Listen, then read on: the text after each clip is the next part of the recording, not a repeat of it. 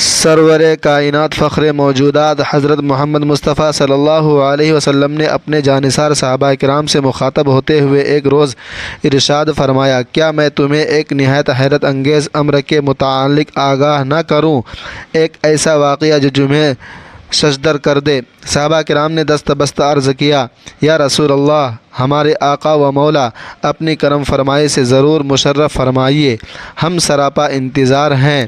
حضور اکرم صلی اللہ علیہ وآلہ وسلم نے بیان فرمایا کہ جب میرے لخت جگر، میرے نور نظر سیدنا امام حسین کی ولادت باسعادت پر تبریک پیش کرنے اور اس نومولود کو اپنی آنکھوں سے دیکھنے کے لیے ملائکہ کا ایک گروہ آسمانوں سے زمین پر میری خدمت میں حاضر ہوا تو اس نفوس قدسیہ کے جھرمٹ میں ایک ایسا فرشتہ بھی شامل تھا جو اپنی ہیئت میں بقیہ فرشتوں سے قطعی مختلف تھا۔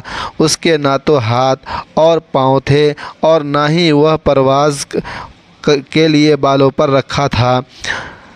اس کی یہ عجیب حالت تھی کہ دیگر فرشتے اسے اپنے نوشوں یعنی کندھوں پر بٹھا کر لائے تھے۔ نبی کریم نے اس فرشتے کی جانب متوجہ ہو کر اس کی اس دیگرگوں حالت پر استجاب کرتے ہوئے دریافت کیا، اے اللہ کے مقرب فرشتے، تمہاری یہ کیسی کیفیت ہے؟ تمہارے دست و پا کیوں نہیں ہے اور پرواز کے پر کہاں گئے؟ اس فرشتے نے نہایت عاجزی سے عرض کیا، یا رسول اللہ، ایک وقت تھا جب مجھے بارگاہ خداوندی میں بڑی رفعت عظمت حاصل تھی۔ رب العالمین نے مجھے بڑا عالی مرتبہ اور بلند مقام عطا فرمایا تھا۔ میں ان ملائکہ میں سے تھا جنہیں اللہ کا خاص قرب نصیب ہوتا ہے، جو ملائکۃ المقربین کہلاتے ہیں۔ حضور اکرم نے اس کی سابقہ عظمت کا سن کر مزید حیرت سے پوچھا، اس قدر قربت اور ایسی بلند منزلت کے باوجود تمہیں یہ انحطاط یعنی زوال کیوں کر پیش آیا؟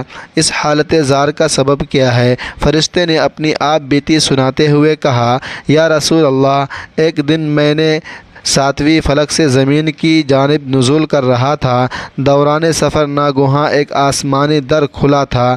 میں نے اس کھلے ہوئے در سے اندر نگاہ ڈالی اور اونچائی سے عرض پر نظر دوڑائی۔ میری نگاہ ایک ایسے انسان پر پڑی جو دست و پا سے قطعی عاری یعنی محروم تھا۔ اس کی یہ حالت دیکھ کر میرے قلب میں یہ خیال گزرا کہ ایسی زندگی سے کیا حاصل جس میں انسان کے دست و پا سلامت نہ ہوں؟ اس سے تو بہتر ہے کہ وہ اس بشر کو اجل یعنی موت آ جائے۔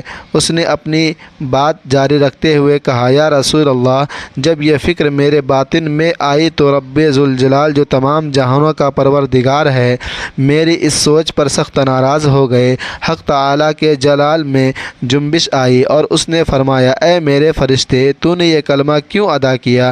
جس پر یہ ابتلا یعنی مصیبت نازل ہوئی ہے وہ تو میری بارگاہ میں شکوہ سنج یعنی شکوہ کرنے والا نہیں اور نہ ہی موت کی آرزو کر رہا ہے۔ تجھے اس بندے کا مجھ سے زیادہ فکر ہے۔ یاد رکھ، میں جو بھی کرتا ہوں اس میں خیر ہی خیر ہے۔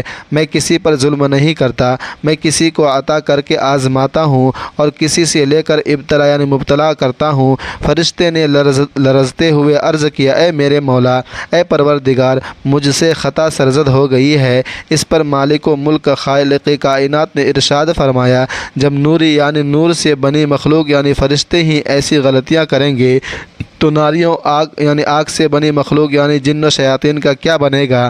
اس فرشتے نے مزید بتایا، اللہ تعالیٰ نے یہ فرمایا، اور اسی لمحہ مجھے میری گستاخی کی سزا دی گئی، میرے بالوں پر جل گئے، دست و پا قلم کر دیے گئے اور مجھے اسی آن منہ کے بل اس فنا جزیرے میں عرض پر گرا دیا گیا۔ ہائے افسوس، میں اوج و کمال پر تھا مگر اب پستی میرا مقدر بنی۔ میں سدرۃ المنتہا کے مکینوں میں سے تھا، افسوس کے خاک دانے عرض پر آ پڑا ہوں۔ حضور اکرم صلی اللہ علیہ وسلم نے اس سے دریافت کیا، تمہیں کرۂ ارض پر اس حالت میں وارد ہوئے کتنا عرصہ بیت گیا؟ اس نے عرض کیا، یا رسول اللہ، تقریباً 700 برس گزر چکے ہیں۔ نبی کریم نے تعجب سے پوچھا، تو تم اس سنسان جزیرے میں مقید تھے، پھر دارالمدینہ یعنی مدینہ منورہ تک رسائی کیسے ہوئی؟ اس نے اپنی دردناک کہانی مکمل کرتے ہوئے عرض کیا، یا رسول اللہ، میں 7 صدیوں تک اس ویرانے میں پریشان حال رہا۔ میں بارگاہ خداوندی میں گری و زاری سے توبہ کرتا رہا، رو رو کر اپنے رب کو منانے کی سعی کرتا رہا، مگر میری خطا کی بخشش نہ ہو سکی، میری دعا قبول نہ ہوئی۔ آج جب میں اس جزیرے میں اشک فشاں تھا، ملائکہ کا ایک گروہ اس جزیرے کے قریب سے گزرا۔ ان کی نگاہ مجھ پر پڑی اور وہ مجھے پہچان گئے کہ یہ تو ہمارا دیرینہ ساتھی ہے۔ انہوں نے حیرت سے پوچھا کہ اس ویرانے میں کیسے؟ وہ میرے قریب آئے اور میری بیتا حال دریافت کیا۔ انہوں نے میری حالت زار پر گہرا افسوس کیا۔ فرشتے نے اپنی آمد کا سبب بیان کیا۔ جب انہوں نے آپ کی بارگاہ اقدس میں حاضری کا قصد کی تو میں نے اس گروہ کے سالار سے پوچھا کہ آج اس قدر کثیر تعداد میں ملائکہ کہاں عزم سفر ہیں؟ ان فرشتوں نے مجھے بتایا کہ تمہیں یہ خبر نہیں کہ عرض پر اللہ کے آخری نبی سرور کائنات حضرت محمد مصطفیٰ نزول فرما چکے ہیں۔ اللہ تعالیٰ نے اپنے حبیب کے لخت جگر سیدہ فاطمہ سلام اللہ علیہا کو ایک نورانی چشم و چراغ سیدنا امام حسین عطا فرمایا ہے۔ ہم اذن الہی یعنی اللہ کے حکم سے سیدنا امام حسین کی ولادت مسعود یعنی خوشی پر حضور اکرم کو تبریک پیش کرنے اور اس نومولود کی زیارت کرنے کے لیے عزم سفر ہیں۔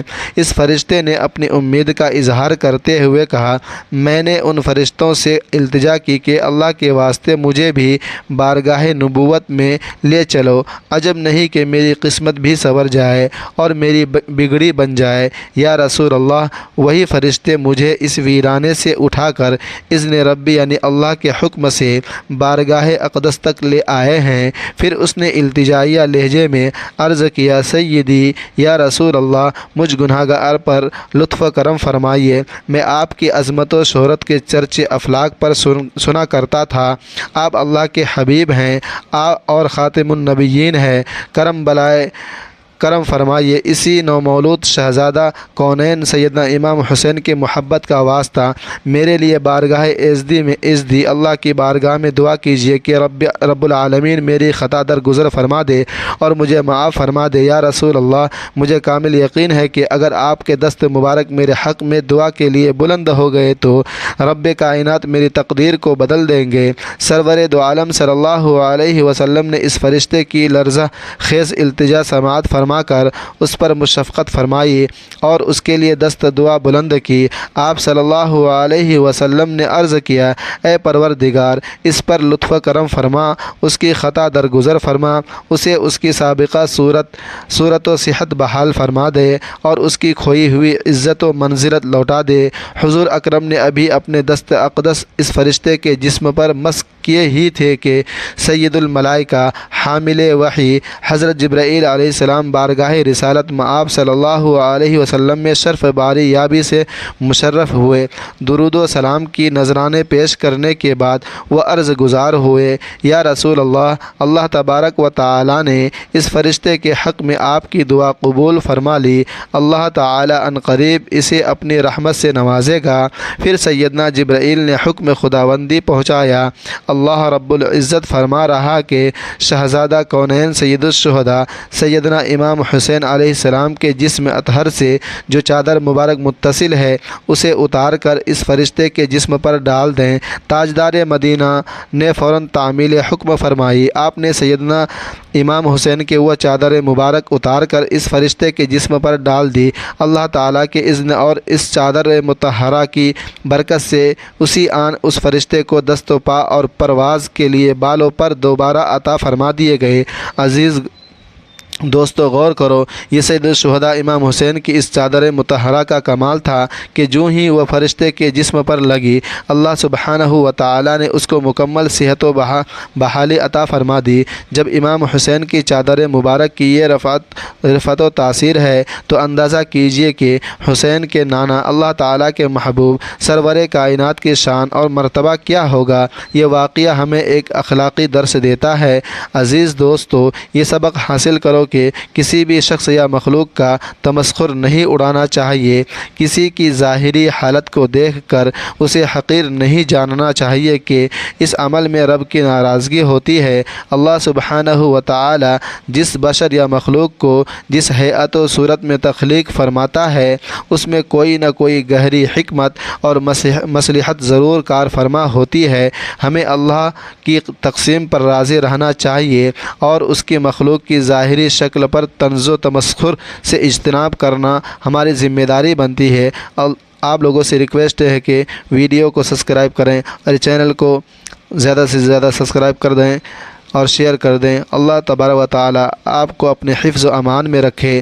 اللہ حافظ، خدا حافظ۔ اگلے ویڈیو تک کے لیے مجھے اجازت دیجیے۔ آپ سے ریکویسٹ ہے کہ چینل کو سبسکرائب کر دیں، شیئر کر دیں اور اللہ کے 99 ناموں میں سے کوئی ایک نام ضرور ٹائپ کریں۔